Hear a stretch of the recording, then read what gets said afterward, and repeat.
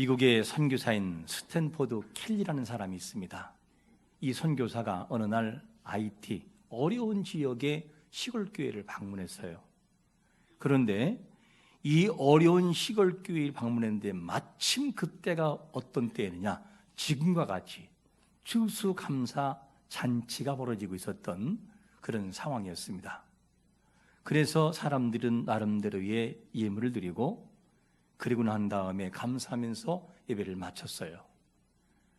이후에 이제는 그 재정에서 이렇게 개소하면서 켈리가 함께 너무 놀란 것이 뭐였냐면, 에드먼드라고 하는 이 젊은 사람이 있었는데 그 당시 거기에서 13달러라고 하는 거액의 헌금을 하나님께 드렸어요. 이 액수는 IT에서 노동자의 3개월치의 월급이에요. 굉장히 큰 거죠. 미국 돈으로 약 6,000달러 정도, 한국 돈으로 계산한다면 약 770만 원 정도, 그 정도 되는 그런 돈이었습니다. 근데 이상한 것은 뭐냐면 정작 헌금한 사람은 그 자리에 없었어요. 그 자리에 없어서, 그래서 뒤늦게 이 켈리라는 사람이 에드먼드를 찾아갔어요. 그 물기를, 아니 어떻게 이게 큰 액수를, 금액을 하나님께 드릴 수 있었느냐라고 말했더니만, 자기가 가지고 있던 말을 팔았다는 거예요. 말을 팔아가지고 예물을 드렸고, 그런데 자기가 왜 그곳에 안 왔느냐, 예물 드리러 이렇게 물었더니만 입고 갈 티가 없어가지고, 옷이 없어서 거기를 못 갔습니다, 이렇게 말을 하는 거였습니다. 우리 같으면, 아니 말 파는 거 일부 떼서 뭐 10만 원이면은 티가 2벌로 살 거 아니겠느냐, 그러면 오는 거면 되는 것이 아니겠느냐라고 할지는 모르겠는데, 근데 이 에드먼드는 그런 마음을 갖지 않고 있는 그대로 하나님 앞에 드리기를 힘쓰는 순수한 마음을 가졌어요. 그리고 어떻게 해서 그렇게 많은 돈을 바쳤느냐 이렇게 물어봤더니만, 하나님이 것이라서 바친 거지요. 하나님이 저를 구원해 주신 것도 감사하고, 그동안 믿음 준 것도 감사하고, 건강 주신 것도 감사하고, 좋은 교회를 만나게 하신 것도 감사해서 들었는데 뭐 그까지 가지고 그렇게 염려를 하냐고 이러면서 말을 하는 거였습니다. 자, 우리가 이 이야기를 들으면서 에드먼드라는 사람은 분명히 보통 사람 믿음과 다른 순수한 믿음이에요. 우리는 많은 걸 드렸네라는 초점 속에 가릴지는 몰라도, 많은 것을 드린 것도 놀라운 일이지만 그보다 더 우리가 관심 가질 것이 뭐냐면, 얼마나 순수한 마음을 가지고 하나님께 드렸느냐라는 이 마음을 봐야 돼요. 여러분, 하나님은 어떤 분이냐면, 하나님 앞에서만큼은 잔꾀, 잔머리를 굴리지 마야 돼요. 하나님 앞에서는 단순성과 순수성이 있어야 돼요. 하나님은 우리 내면을 꿰뚫어 보시고 모든 것을 보신 분이기 때문에 잔꾀를 부리지 말아야 돼요. 잔꾀를 부리면 하나님이 그 사람을 사용할 수 없어요. 여러분, 하나님 앞에서는 정말 순수하고 어린아이 같은 마음을 가지고 매사에 나가는 자가 되시기를 축원합니다. 하나님이 그런 사람을 사용한다는 거죠. 그런 사람 하나님이 귀하게 사용하시는 거죠. 이게 참 중요합니다. 오늘은 추수감사주일로 드리고 있어요. 추수감사주일, 그러면 한마디로 말하면 1년 동안 하나님께서 지켜주신 추수에 대한 감사를 하면서 드리는 절기를 할 수 있어요. 한 해를 돌아보면서 감사하는 마음을 갖는 그 마음이 이 절기 드리는 마음이죠. 그런데 오늘 본문에도 하나님 앞에 드리는 자들이 나오는데, 그 사람들의 이름이 누구냐?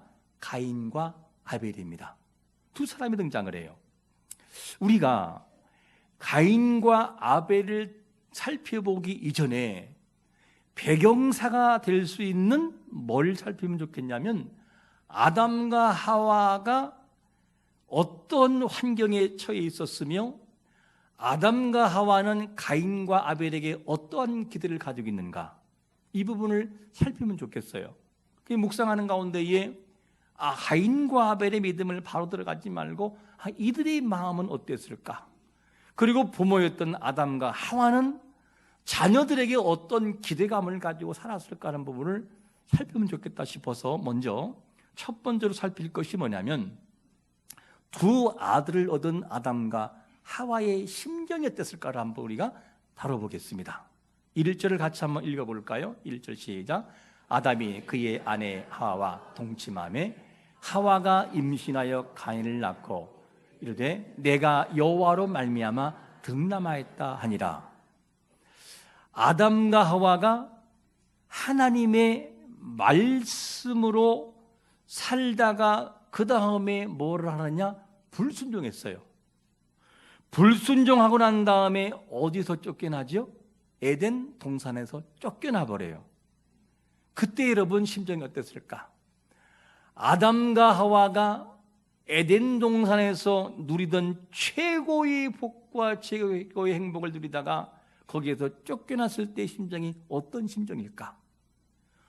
회사에서 쫓겨나는 마음도 감당하기 힘든데 인생의 전반의 행복을 완전히 무너질 정도로 동산에 쫓겨나는 심정을 가졌던 아담과 하와의 심정은 어떨 것인가 한번 생각해 보셔야 돼요.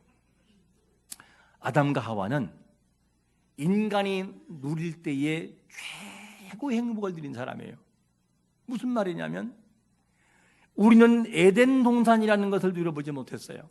그러나 아담과 하와 누려봤어요. 하나님이 어떤 분이신지를 보았고 하나님이 어떤 속성을 지닌 분이신지를 직접 경험을 통해 알았던 사람이 아담과 하와예요. 보통 믿음이 아니죠. 보통 행복이 아니고, 그런 사람들이 하나님의 영광을 누리다가 쫓겨나 버렸어요. 다른 말로 말하면 저주되는 인생으로 쫓겨나 버린 것이 누구냐? 아담과 하와의 모습이었어요.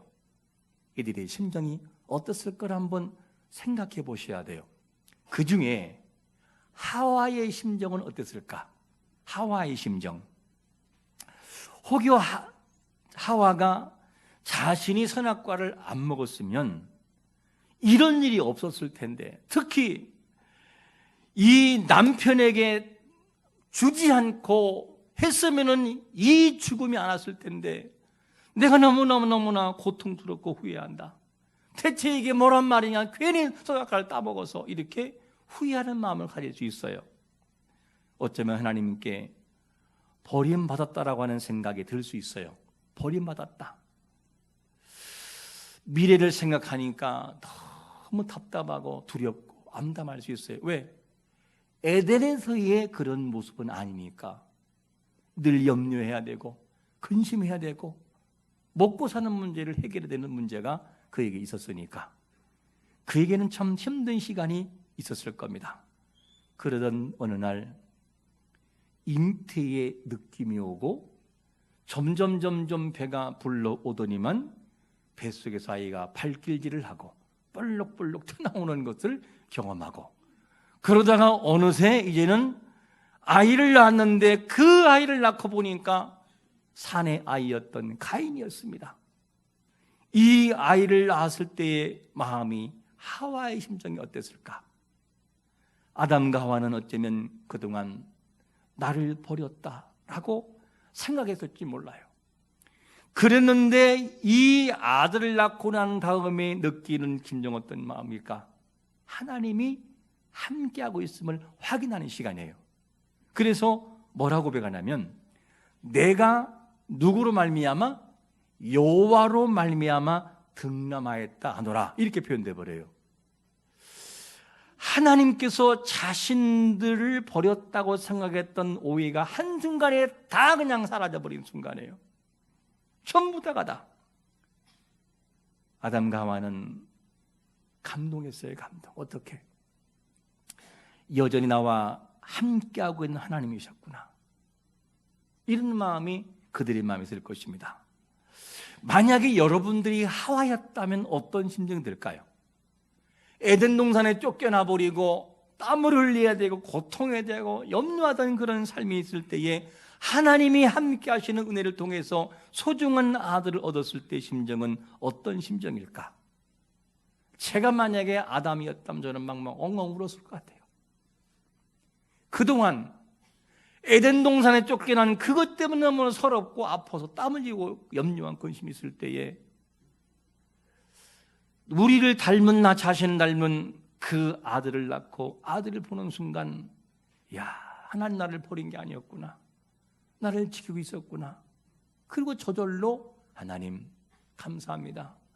하나님 그동안 오해한 것 죄송합니다. 하나님 죄송합니다. 모든 것이 감사인 것 뿐입니다. 라는 눈물이 나올 수밖에 없을 거예요. 저라면 그랬을 것 같아요. 아담과 하와가 얼마나 기뻤으면